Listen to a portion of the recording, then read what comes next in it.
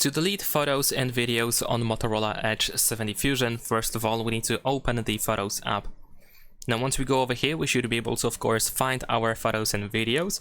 And if you want to remove something, you can just open the photo. And then here at the bottom, we have the trash option. If you don't see it, just tap on the photo once to reveal these options and just select trash or bin, and then just confirm that you want to do so. There we go.